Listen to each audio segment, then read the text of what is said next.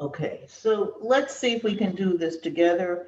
I see I did get a response from Cheyenne, and I actually happen to agree with that answer. I think C is the correct answer, so let's work it out. We have the square root of 50. This is not, get a better mark.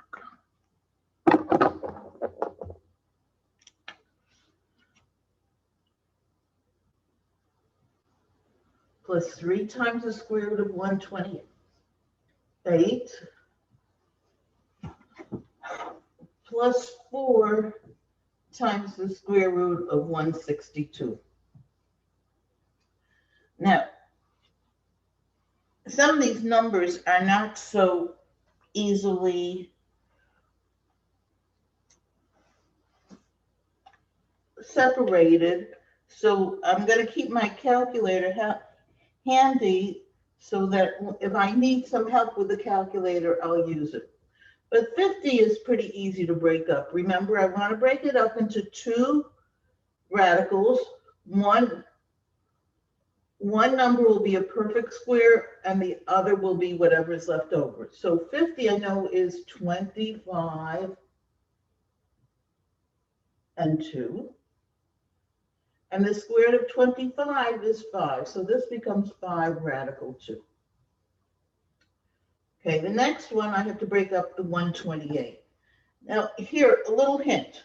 I see this one is coming out to be radical 2. Now it doesn't mean all of them are going to come out to radical 2, but actually if I look at when I'm using a multiple choice question, I also can look at the answers and they give me a little bit of a hint. So it looks like 2 is a good number to try dividing this by.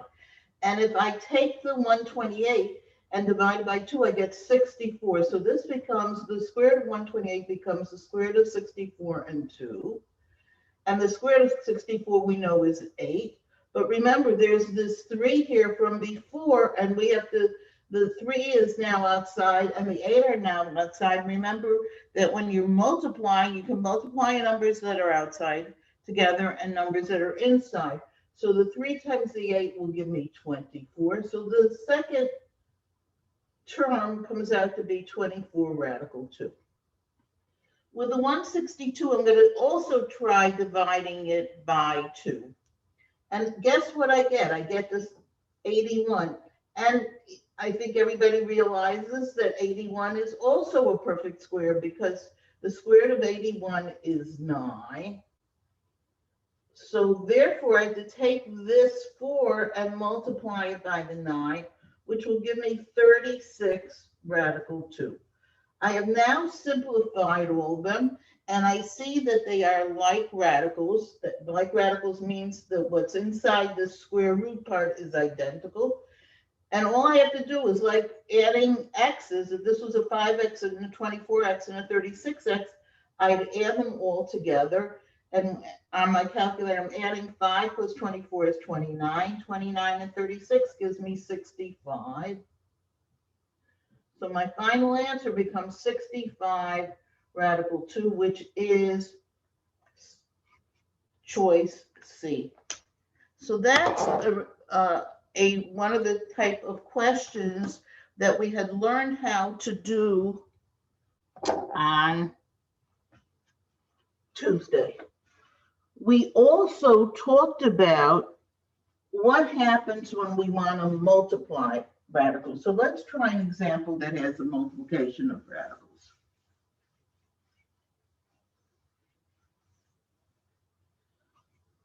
So let's say my problem is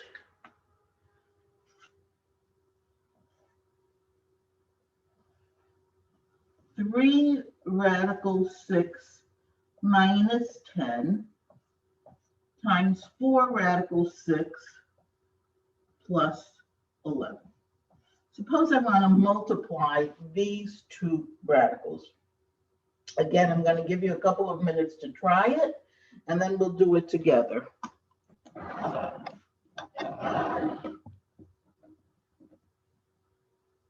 Let's see if we can remind ourselves how to do this type of example. Now remember, these are binomials. We can't combine the 3 radical 6 with a negative 10 because they're not like radicals. It's just like not like terms. So this is 2 terms and this is 2 terms. So if you recall, when we multiply, we want to use FOIL. Just like we did with variables, we do the same thing with the radicals. And if I use FOIL, first I'll multiply 3 times 4, which will give me 12. And then I'll multiply the radical 6 times the radical 6, because when I'm multiplying radicals, they don't have to be like radicals like you do in addition, but you just multiply the numbers outside the radicals together, the numbers inside the radicals together. Now here we're multiplying the radical 6 times the radical 6. And remember our special rule that if you multiply the square root of x times the square root of x, that'll simply give you x, because x times x is x squared, and the square root of x squared is x. So when I multiply the square root of 6 times the square root of 6, it gives me just plain 6 without any radicals. Radical 6 times radical 6 is just 6. And since the 12 and 6 are both outside of radicals and they're right next to each other, which means you're multiplying, 12 times 6 gives me 72. That's my first term. Now I go to my outer O. 3 radical 6 times 11. So the 3 has to multiply by the 11, which gives me 33 radical 6. There's no radical to multiply by, so we just bring it forward. Now we do inner. That's negative 10 times 4 radical 6. Again, I multiply the radical 10 times the 4, which gives me negative 40 radical 6. And finally, I do the last, negative 10 times positive 11 gives me negative 110. And if I look at this, I have a 72 and a negative 110, which are just plain numbers. So those are like terms. They can be combined. So that gives me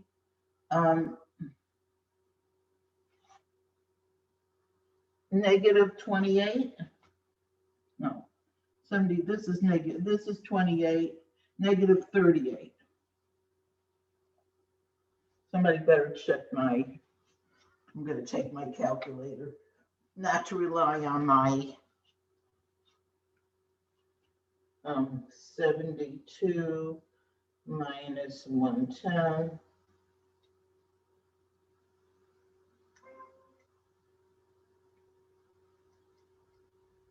Gives me negative 38. And then I'm going to, the 33 radical 6 and the negative 40 radical 6 are like radicals because they're both attached to radical 6. So I do 33 minus 40 is negative 7. So this becomes negative 7 radical 6.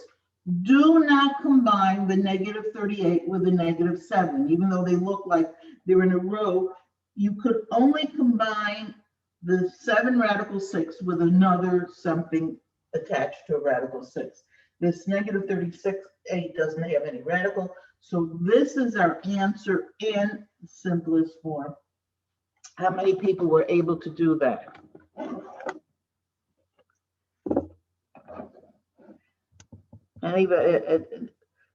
Any questions about that?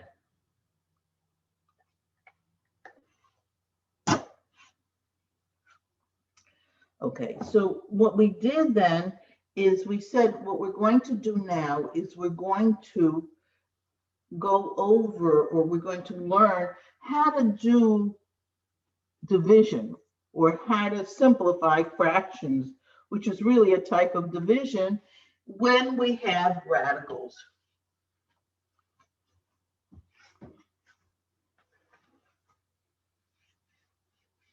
So we're going to do this in 2 steps, just like we did the multiplication in 2 steps.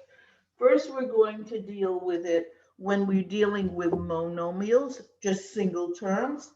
And then we're going to go and see what happens when we have polynomials with radicals. How do we deal with that?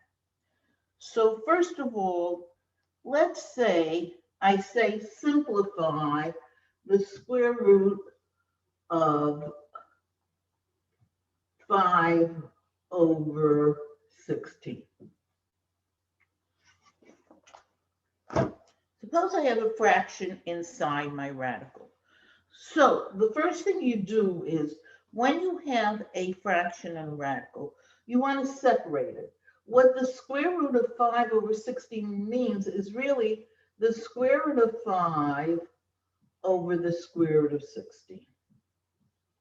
In other words, a fraction and a radical really means that the radical applies to both the numerator and the denominator. And what you do at that point is you try and simplify both the numerator and the denominator. So if you simplify the numerator, well, there's nothing to simplify. The square root of 5, you can't break 5 up into anything, so you just leave it radical 5. And the square root of 16, well, that we know that's a rational number. 16 is a perfect square, and my answer could become radical 5 over 4.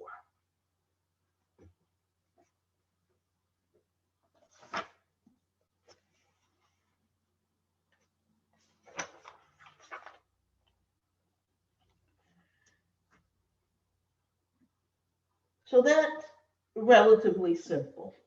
That's because our denominator turned out to be a perfect square. But what happens if our denominator is not a perfect square?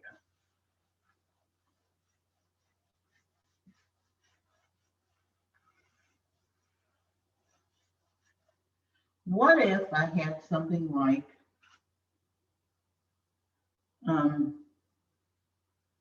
square root of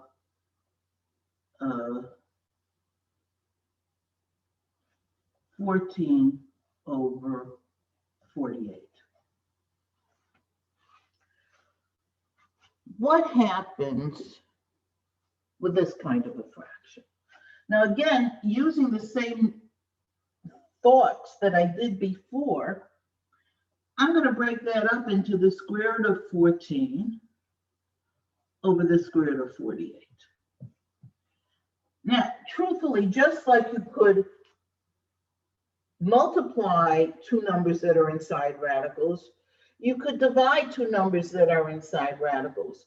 So if I have the square root of 14 over the square root of 48, I could think, oh, both the 14 and the 48 can be divided by 2.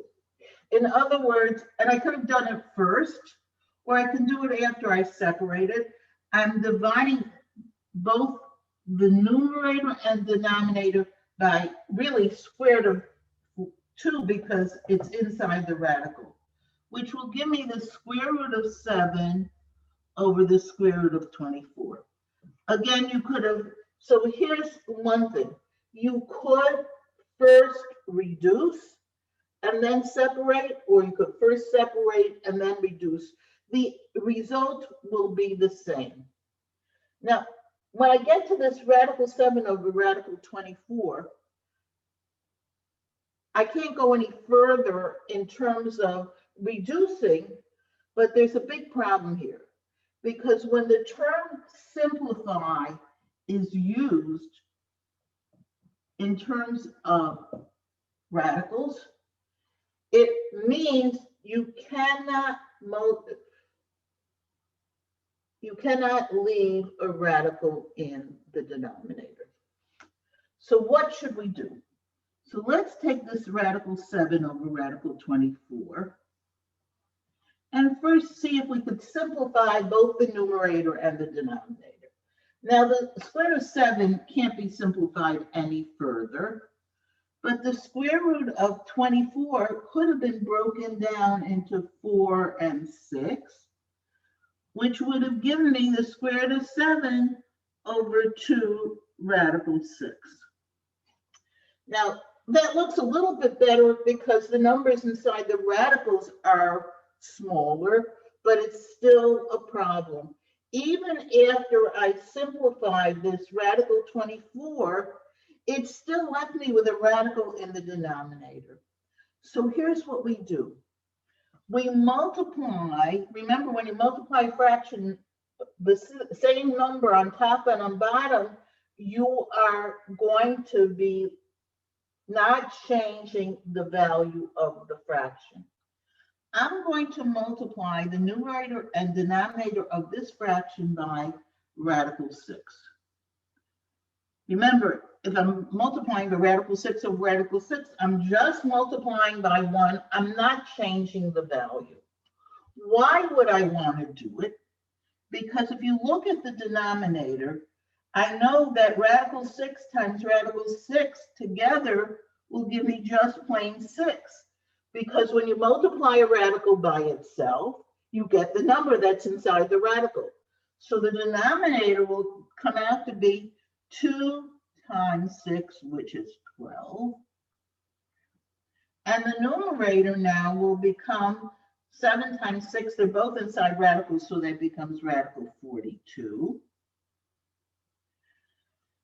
And the only way to break up 42 is in 6 and 7 or 3 and 14, neither of which are perfect squares.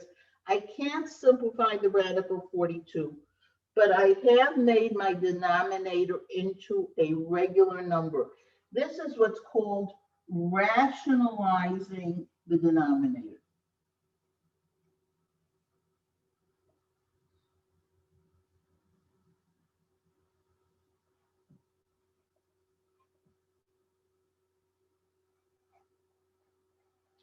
And that's something we always want to do when we have a fraction with radicals. Don't leave if it says simplify, you must make sure that your denominator is rationalized. You must make sure that there are no square roots in the denominator. I'm going to do another one with you, and then I'm going to let you try one.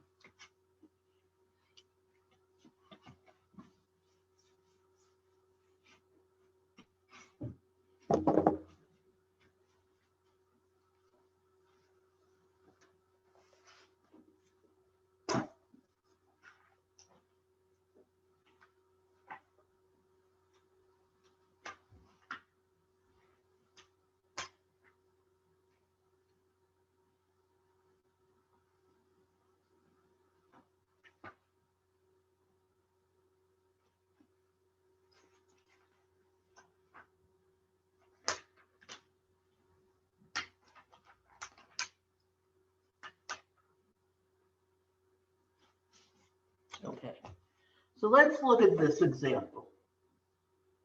Suppose I gave you 5 over radical 2.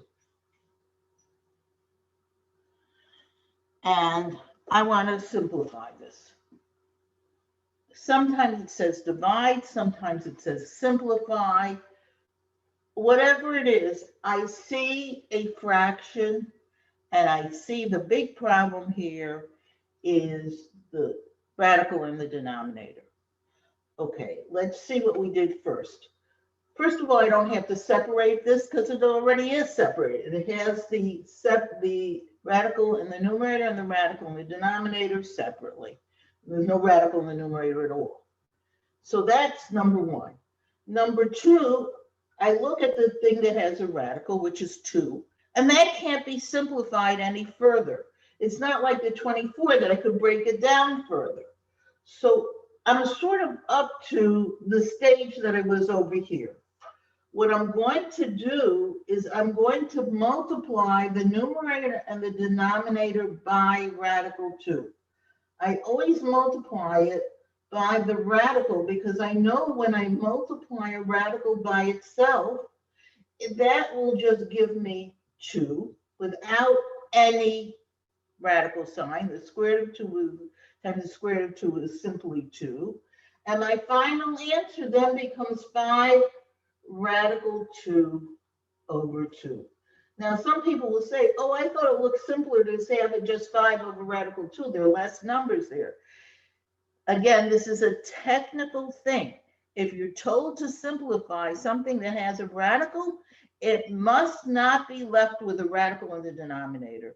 That's because if you're going to be doing further work with it, adding or subtracting or whatever, it's hard to work with radicals in the denominator.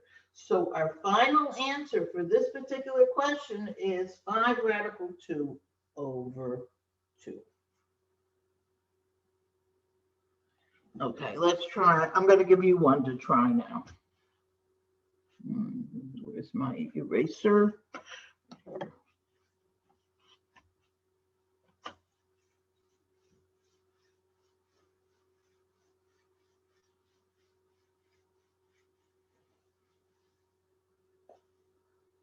See if you can simplify this one. I'm going to give you time to do this.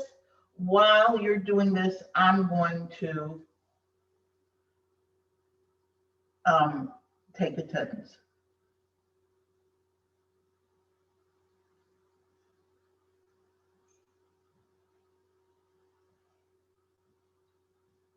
Okay, I'm giving you the fraction, the square root of 16 over 75. I want you to simplify it as much as you can and make sure you do not leave any radical in the denominator.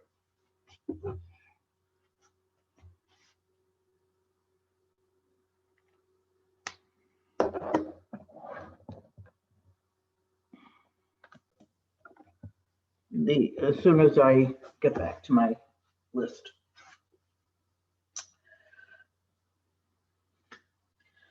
So here we have this fraction of radical 16 over 75. Now what we said we're going to do is whenever we have a fraction and radical, we're going to separate it. We're going to put the top in the radical and the denominator at the bottom in the radical. So that gives us the square root of 16 over the square root of 75. And I'm going to simplify my numerator and denominator as much as I can. So the square root of 16, oh, that's easy. That's a perfect square. That just comes out to be 4.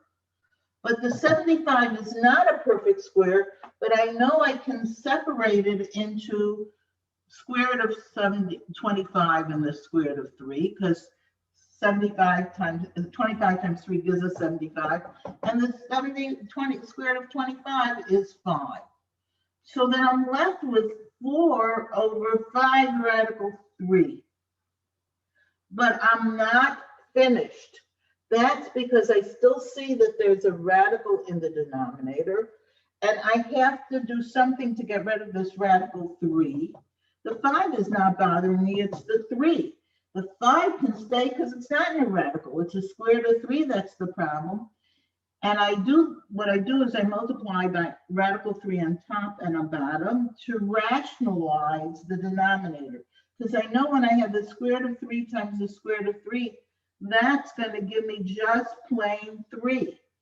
And now it turns out that my final answer is 4 radical 3 in the numerator. I can't multiply these two together because the 4 is outside the radical and the 3 is inside. But here I can multiply this 5 with this 3 because this 3 is no longer in a radical. So that gives me 15. So my final answer came, and that's what you should have gotten, is 4 radical 3 over 15. So that's how we deal with a radical that has a fraction on it. That's a monomial. Good. So now let's look at the next step. What happens if I have a binomial in my denominator or in my numerator? So let's take a look at this example. Suppose I give you the square root of 2 over 3 minus radical 5. Now first just listen, don't copy, because I'm going to give you the method after we discuss this. So what's the problem here? I can't simplify the radical 2. I can't simplify the radical 5. So in terms of the numbers, they're as simplified as they possibly can be, but sorry. But I still have a problem because I have a radical in my denominator. And as I said, when it says simplify and with fractions, you don't leave a radical in the denominator. If it didn't say simplify, I probably could leave the answer like this. But usually they do tell us to simplify.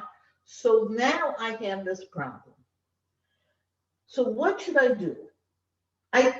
If I were to multiply the denominator, I don't want you to write this down. I just want you, we're just thinking this through. If I were to multiply the numerator and the denominator by radical 5, I'm going to show you that that's really not going to solve my situation. Why? Well, on the top, it's not a problem because I could do the radical 2 times the radical 5 and get radical 10. But in the denominator, since this is a binomial times a monomial, we have a binomial being multiplied by a single term. We have to use the distributive property, which means I have to do 3 times radical 5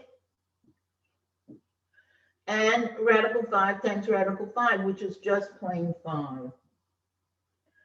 And I haven't solved the situation at all, because since this was a binomial and I multiplied the binomial, I had to multiply both the 3 and the radical 5. I'm still left with a radical in the denominator. This is not the right way to go. So we have to rethink. Okay, that's why I didn't want you to write it down. Okay, so what's the big problem here? The big problem is this 3 radical 5. What could I multiply that by in order for me to be left with a rational number, in order for me to not be left with any radicals? Well, what if it happens when I multiply 3 radical 5, 3 minus radical 5 by 3 plus radical 5? Let's see what happens here.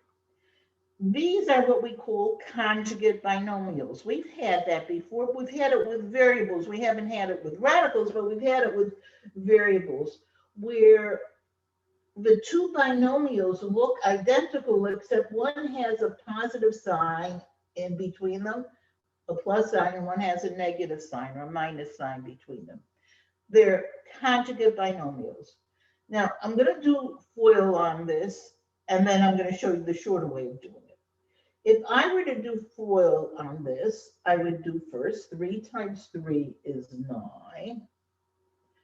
Outer is plus 3 times radical 5. Inner is negative radical 5 times 3, which is minus 3 radical 5. And last is negative radical 5 times positive radical 5. That's a negative 5 without a radical. Again, keep in mind, every time you're multiplying a radical by itself, it just removes the radical. Now look what happens. Over here, the positive 3 radical 5 and the minus 3 radical 5 cancel each other out. Then I'm just left with 9 minus 5, which are just regular numbers, the number 4. So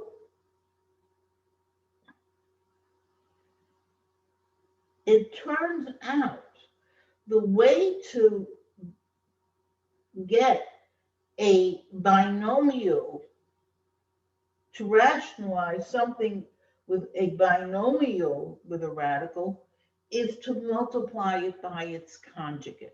What is the conjugate again? Well, if it's 3 minus radical 5, the conjugate is 3 plus radical 5. If this would have been 3 plus radical 5, its conjugate would be the 3 minus radical 5. The reason we do that is because anytime you multiply conjugates, The inner and the outer terms cancel out. All you're left with is the first, the 3 times the 3, which is 9, and the last, negative radical 5 times positive radical 5, which is just negative 5. And those are both rational numbers that can be combined, and my denominator will turn out to be just plain 4. So here's the hint. Anytime you see an example that tells you either to divide or to simplify a fraction, and the denominator of the fraction is not just one term, but it's 2 terms. It's either the 2 numbers are separated either with a minus or a plus. Instead of just multiplying by the radical itself, multiply by the conjugate of the denominator. So now let's do this problem. Now that we understand the reasoning behind it. So I see this denominator. First of all, I try to simplify anything but we started out saying there's nothing to simplify. Then I see my denominator has 2 terms, it's a binomial. So I multiply by the conjugate of the denominator.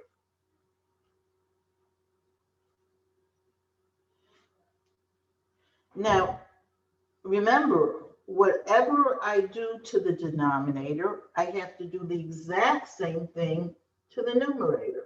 So I'm going to have to multiply the numerator by the 3 plus radical 5 as well. That's because we want to not change the value of the fraction. This fraction that we're multiplying by is really equal to 1. And when you multiply by 1, you're not changing the value. Now, I always like to do the denominators here first because they're going to be easy. I see my denominators. I assured myself that the denominators are conjugates. And when I multiply conjugates together, I don't have to do the whole FOIL because I know the O and the I are going to cancel out. I just have to do first and last. 3 times 3 is 9. Radical 5 times radical 5 is 5. So this becomes 9 minus 5, as we said before, which is just plain 4. The numerator, we have to actually do the multiplication. This is a monomial times a binomial. We have to use a distributive property. So first I do the square root of 2 times 3, and that gives me 3 radical 2. And then I do radical 2 times radical 5, and that just gives me, remember, these are both inside radicals, so I can multiply radical 10. So my final answer turns out to be 3 radical 2 plus radical 10 all over 4. If you want, you could separate this into 2 different terms and write it as 3 radical 2 over 4 plus radical 10 over 4. You don't have to, but these are both equivalent answers. This answer and this answer are correct. You can keep it as a binomial over your 4, or you could separate and put each of them separately over the 4. Now notice, even though there's a 2 over here and a 4 here, this 2 is inside a radical. I cannot cancel it out with the number 4 that's outside the radical. Again, it's always inside with inside, outside with outside. So now we've seen what we do when we have fractions. When we have fractions, we've got to rationalize the denominator. Make sure that our final answer gives us just a plain number, not a radical in the denominator. So let's take an example, and I'm going to try one more, and then I'm going to give you one to do.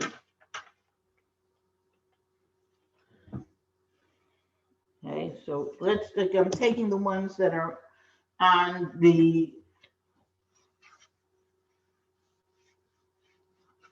practice sheet from chapter 6. Let's do, first we'll do number 11, and then I'll give you number 12 to try. Number 11 looks like this. It's 7 over 9 minus radical 7.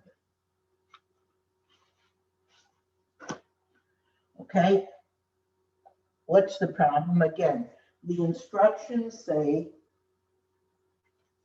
it's saying rationalize the denominator. Again, sometimes it says rationalize the denominator, sometimes it says simplify, sometimes it says divide. But the thing is, once you see that radical in the denominator, you know you want to get rid of the radical. You rationalize the denominator means get rid of the denominator, the radical in the denominator. And therefore, we're going to multiply by the conjugate of the denominator. And the conjugate of the denominator happens to be 9 plus radical 7. Again, whatever we do in the numerator, we do in the denominator. Whatever we're multiplying the denominator by, we're multiplying the numerator by. So we're going to multiply the numerator also by 9 plus radical 7. Again, I like to do the denominator parts first. So 9 times 9 is 81. Those are not in a radical, so I just multiply them. The negative times the positive gives me a negative. And the radical 7 times the radical 7 just gives me plain 7. So that I get from my denominator 81 minus 7, which comes out to be 74. My denominator comes out to be 74.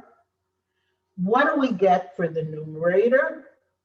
Well, if there's a 7 in the numerator, times 9 plus radical 7, so 7. There are two ways of writing the answer. I could write the answer as 7 parentheses 9 plus radical 7. That is an acceptable answer. But usually what we do is we remove the parentheses, and 9 times 7 is 63 plus 7 radical 7, and that's over 74. We usually, that's the most common way to write it. Again, we could separate it if we wanted to and do 63 over 74 plus 7 radical 7 over 74. Preferable answer is this one, but this is correct, this is correct. They're all correct answers. The big thing is to make sure your denominator has no radical in it, that it's rationalized, that all you get is a 74. Any questions about that? Okay, so let me see if I can give you one to try. Here's one for you to try.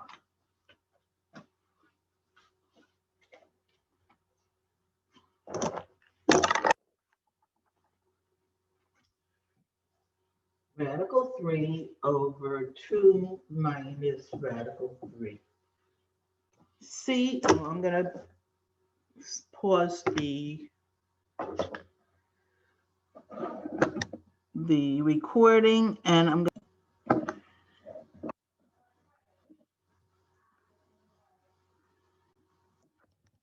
Okay. So let's look at this one and let's see what we should do with that. Again, there's no simplification we can do with a numerator. The square root of 3 can't be broken up. It's simpler, as simple as it can be. The 2 radicals minus radical 3 tells me I have a binomial in the denominator, which means that I have to multiply by the conjugate. And the conjugate of the denominator is 2 plus radical 3.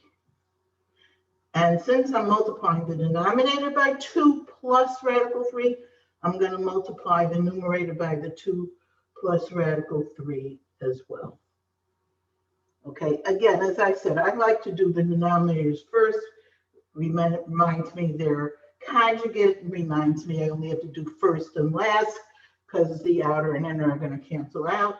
2 times 2 is 4. Negative times positive is negative. Radical 3 times radical 3 is plain 3, no radical. Oh, my denominator comes out to be 4 minus 3, which is just the number 1. My denominator is 1. What does my numerator come out to be?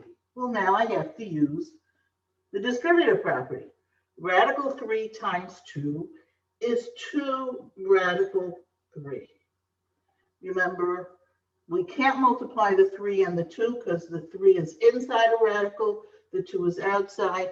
It's always preferable to put the number that's outside the radical first and the radical second. Then we do radical 3 times radical 3, which is just plain 3. So my answer comes out to be 2 radical 3 plus 3 all over 1. Remember, when your denominator is 1, you don't even have to put it in. So your final answer comes out to be 2 radical 3 plus 3. So now we know how to deal with division. This is called division of radicals or simplified fractions. It's the same idea. We want to end up with a no radical in the denominator. Again, if there's a single term in the denominator, we just multiply the top and the bottom by the radical. But if we have a binomial in our denominator, we have to use the conjugate of the binomial. Remember, it's the identical binomial except with the opposite sign. If this is minus, the binomial, the conjugate has a plus. If this would have been a plus, then my conjugate would have been with a minus.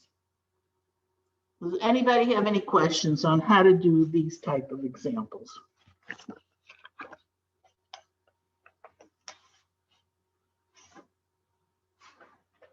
Okay, so then we're going to go, we learned how to add, simplify, add, subtract, multiply, and divide radicals. We're now going to the next step, which is what do we do when we have an equation that has a radical? How do we solve a radical equation? And I'm going to start with a very simple one, and then we'll go to one that's a little bit more complicated.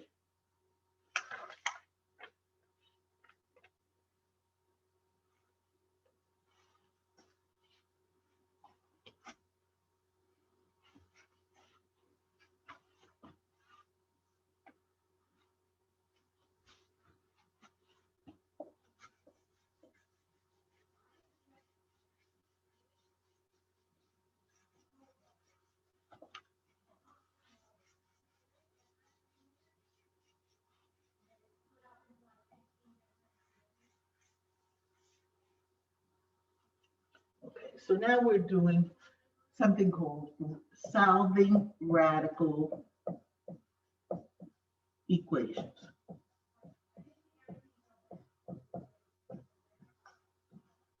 So let's start with a really simple one. What if I gave you this equation? The square root of x is equal to 9.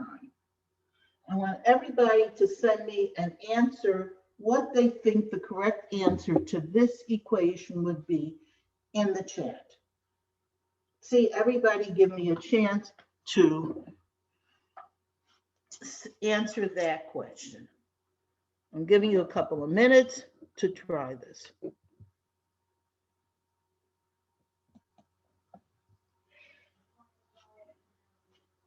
If you think about this equation, what it's telling me is that I have a number and I'm taking its square root. And after I take its square root, I'm going to end up with 9. Now, that doesn't mean the answer is 3. The square root of 3, the square root of 9 is 3, but I'm not asking you what the square root of 9 is. I'm asking you what is the number that I took the square root of to give me 9. And a lot of people came up with the answer 81, and that is, of course, the right answer. Because if you fit it into the equation, the square root of 81 will give you 9. And that makes perfect sense if we think about how we always solve equations. If I'm solving equation, if I have something added to my x, I do the opposite operation and I subtract it. If I have something multiplied, like if I have 5x, the first thing I'm going to do is divide by the 5. I do the opposite operation. And the opposite operation of taking the square root is squaring it. Because we know when we do the square root of x and we square it, that really means that we're doing the square root of x times the square root of x, and that'll just give me x. So I'm going to do the exact same thing on both sides. On this side, I'm going to square the square root of x. That'll give me plain x.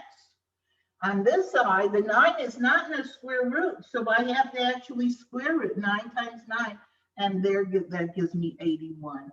Notice when I check my answer, it makes sense because the square root of 81 is indeed 9. So from this simple example, we've come up with a method of solving radical equations. We do the opposite operation. If we're taking the square root, the opposite operation is squaring it. So to get rid of the square root, we square it and we get our answer. Now, sometimes the questions are a little bit more difficult than just the square root of 9. So let's try a couple of more difficult ones and see how those are going to work.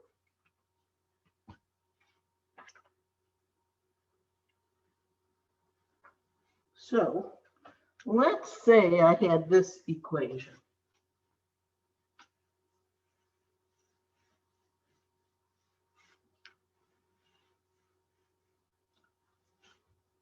I'm going to do a few first, and then I'm going to give you a couple to try. Suppose I gave you that the square root of 3x plus 4 is equal to 5.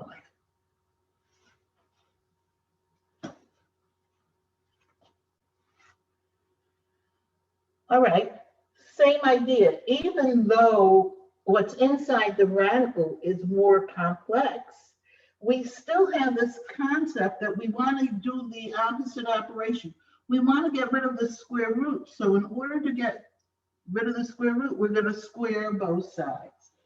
Now, when we square the square root of 3x plus 4, remember, you're squaring something that's in a radical.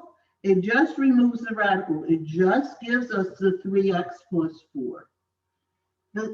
The side that looks more complicated is really very easy to deal with because when you square a square root, it just takes care of the square root sign. It gets rid of the radical sign, and you're left with just what's inside your radical.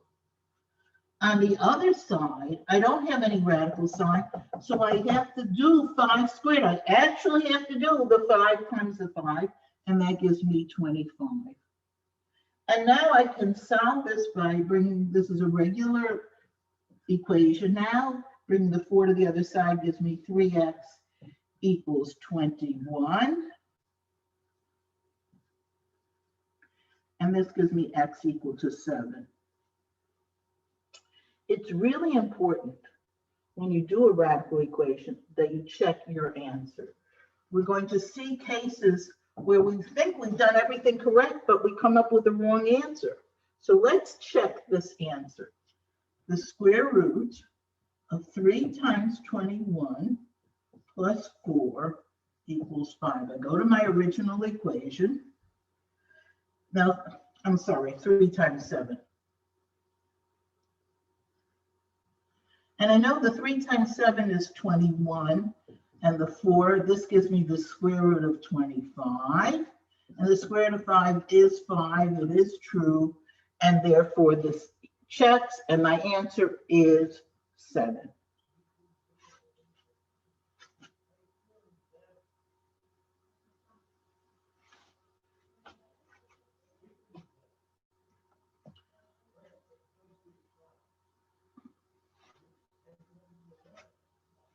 Okay, let's try another example.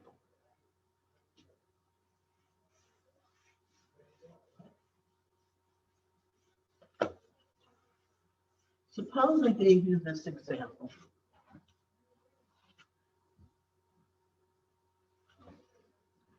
The square root of 4 minus x minus 7 plus 5 equals 2. What do you think we should do when we have something outside a radical?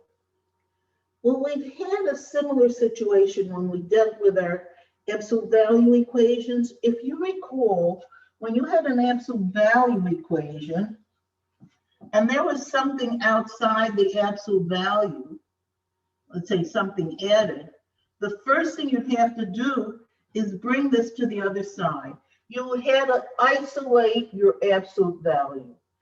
That rule applies to the radical equations as well.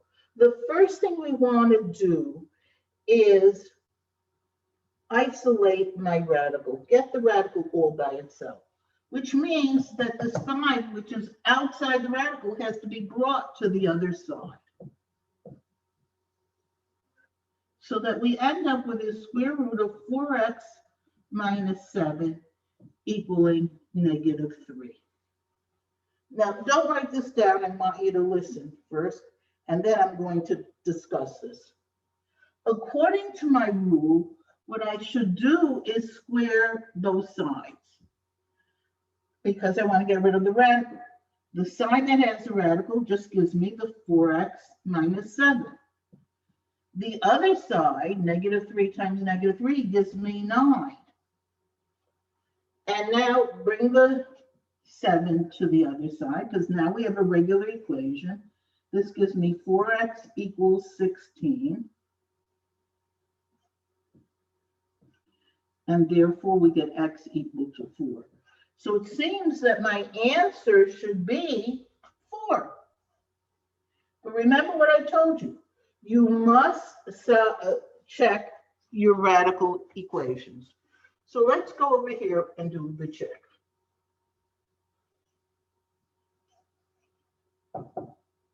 That means replace the x with 4. So I'll have the square root of 4 times 4 minus 7 plus 5 equals 2.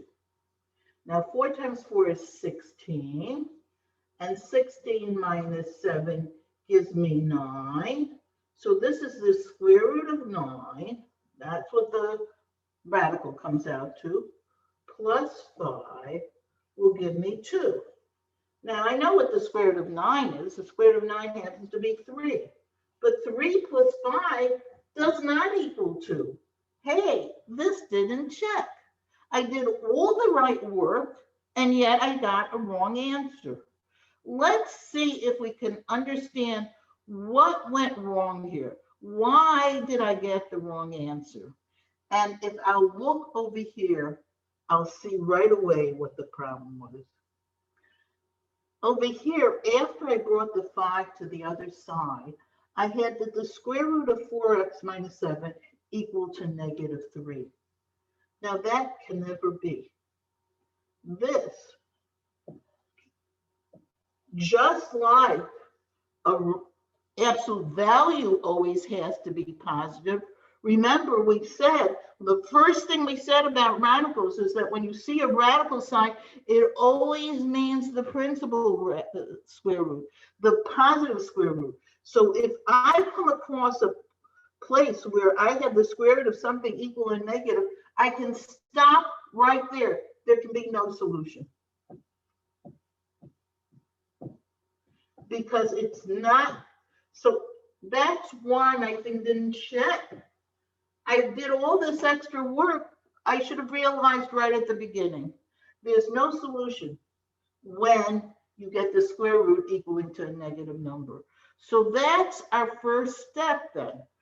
When we have a radical equation, make sure the radical is isolated. Nothing outside it except it alone on its one side equal on the other. Look at the number on the other side. If it's negative, you can stop right there because you cannot have the square root of anything being equal to a negative number.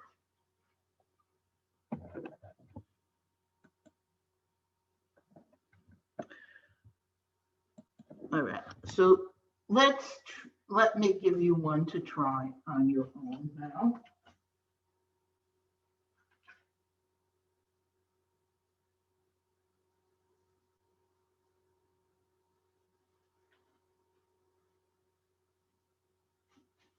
Here's an example for you to try.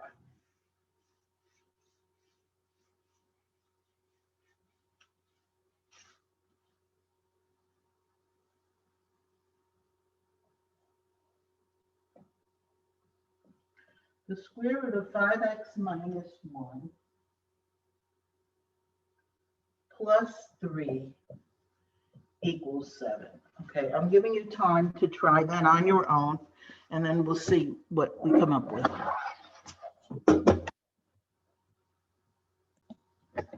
Let's work on this problem. So again, we have this situation where we have a radical, a number outside the radical equal to 7. So the first thing we're going to do is isolate our radical. We're going to bring the 3 to the other side, which will give me the square root of 5x minus 1 equal to 7 minus 3, which is 4. Now remember, I pause here for a second, look at this number. It has, before I go on to the squaring, I have to make sure that this number is positive. It is, so I'm going to square both sides of this equation. Remembering when we square the side of the equation that has the radical, a radical times itself just gives me what's inside the radical. So when I square the square root of 5x minus 1, I just end up with 5x minus 1. The side that doesn't have the radical, the 4, has to be actually multiplied by itself. 4 times 4 gives me 16. I bring the 1 to the other side. Now I have a regular equation. This gives me 5x equals 17. And divide by 5.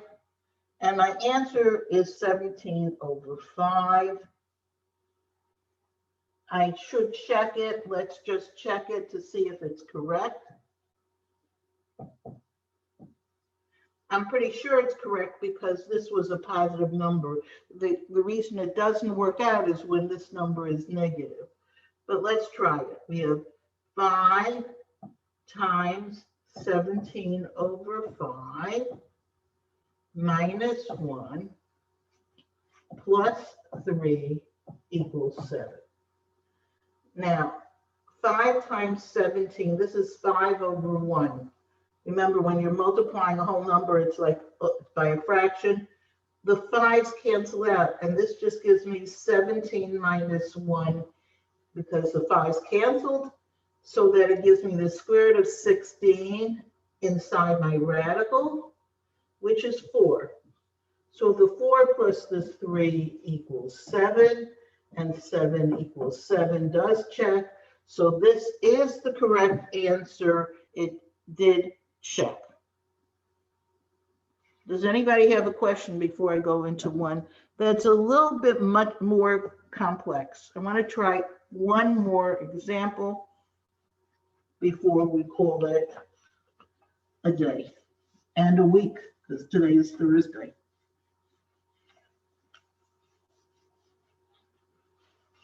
What would happen if I had an example that looks like this?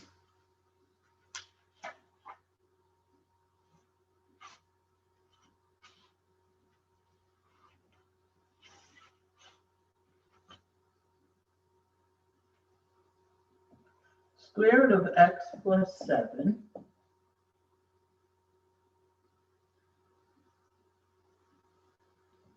minus x equals 5. Again, a radical equation. And I want to again get my radical by itself, which means this minus x has to be brought to the other side. So I'm going to add x to both sides.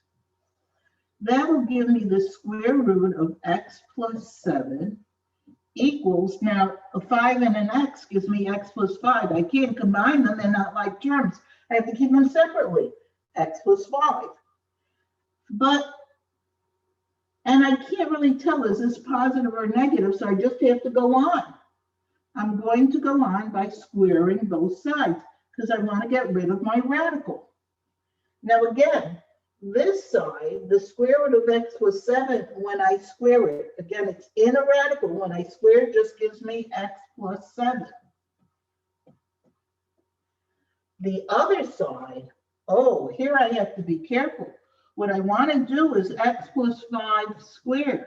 It's not just x squared and 5 squared, it's the whole binomial squared, which means I have to actually do x plus 5 times x plus 5. I have to be very careful over here because when I square a binomial, I actually have to do FOIL. So on this side, I have x plus 7. That stayed that way. And on this side, I'm doing the FOIL. X times x is x squared. Outer is plus 5x. Inner is also plus 5x. And 5 times 5 is 25. Which gives me that the x plus 7 is equal to x squared plus 10x plus 25, because the 5x and the 5x can be combined. Actually, we're going to talk about how to do this quicker another time, how to square a binomial. There is a pattern, and we could have done it using the pattern. But right now, we're okay. I'm at the point where I don't have any radicals left, but I look at this equation and I see an x squared, which means that this is a quadratic equation. I have got to get it equal to 0 and then factor it. And instead of bringing everything to the left side, I'm going to bring things to the right side because more things are positive over here than here. So I'm going to subtract x from both sides. And I'm going to subtract 7 from both sides to get it equal to 0. So this side, these all cancel out, gives me 0. And over here, I'm left with x squared. Now it's a 10x minus x is 9x. And 25 minus 7 is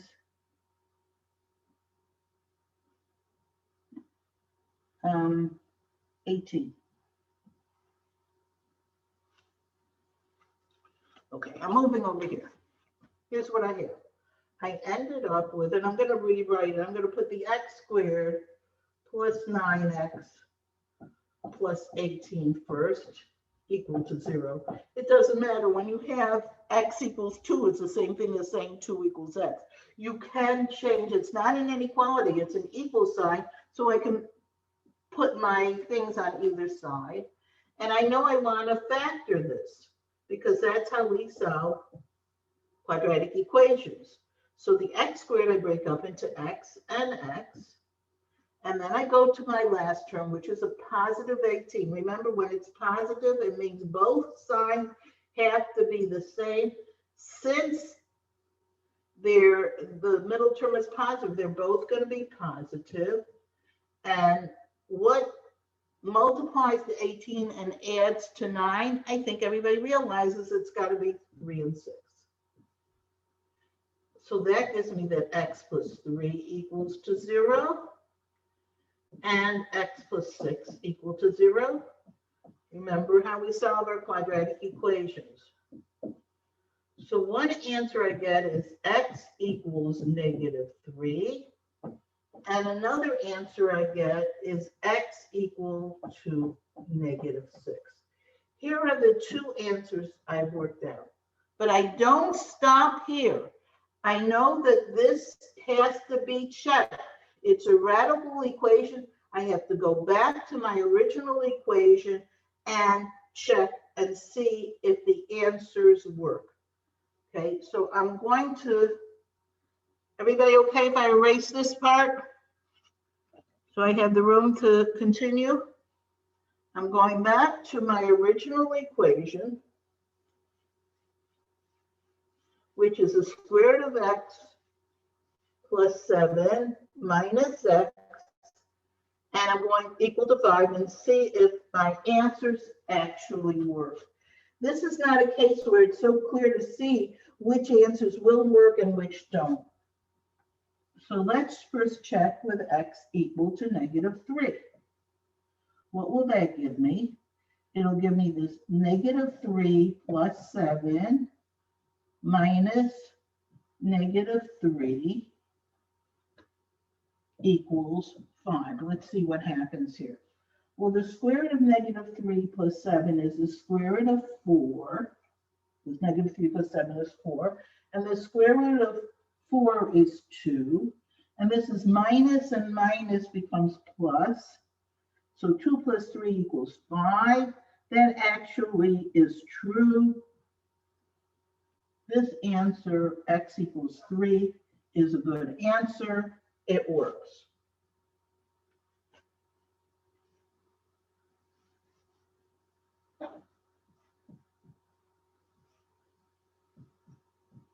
Okay, let's try the next answer. Let's check with x equal to -6. Again, I'm going to put my x in place of x. I'm going to do a -6. So this will be the square root of -6 plus 7 minus -6 equals 5. Replacing x with -6. Now, -6 plus 7 is 1. So I have the square root of 1, which is just 1. 1, now minus and a minus again gives me a plus. So it's 1 plus 7 equals 5. And obviously that's wrong because 1 plus 7 is 8. It does not equal 5. So this answer is wrong.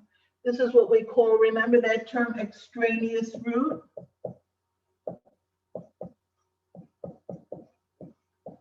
An extraneous root is an answer that I've done all the correct work for, but when I actually try to check my answer, it comes out wrong for some internal mistake that we can't even tell we're making as we do it. So the only way we can tell is if we check. When I give the answer, the only correct answer is x equals -3. Never even mention the extraneous root. This gets totally canceled out. This is the only answer. And let me tell you a little hint. Suppose this is a question on your final. Now, it's a very long question to do for just one of 40 questions. If you do the question, don't forget to check, because if you do everything right, but then you write, they see a choice that gives you -3 and -6, you're going to pick that choice. So what's better is go right to the answers and just check the answers, because you're going to have to check anyhow. In other words, let's say they gave you one answer is 1, one answer is -3, one answer is -9, and one answer is -3 and -9. There's like 4 numbers just to check.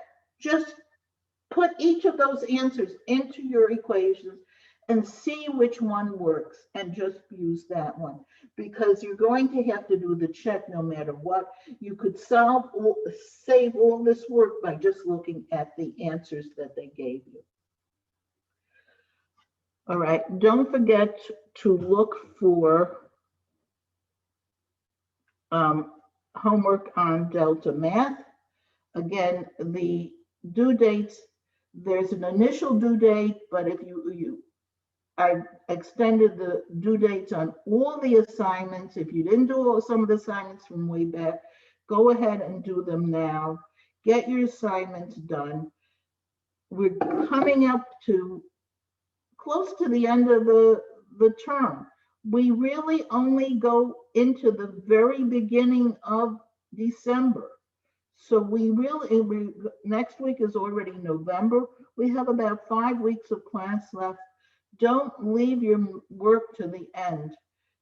Keep current. And don't forget, 30% of your mark. The tests that I give you and the homework, that's 30% of your mark. Another 10% is your midterm, which most people did nicely on, and 60% is your final. But there's still 30% of the work that is class work. Make sure you get it done. Does anybody have any questions they want to ask me? If not, I'm going to end the session now. Again, look for your Delta Math homework and keep current. Okay, you too have a nice weekend, and I hope the weather clears up so that Halloween is a nicer day, because today is really pretty miserable. So hopefully the weather will improve. Have a nice weekend, and I'll see you in November. Goodbye. Thank you. You too. Bye-bye. I'm going to end the session for everybody.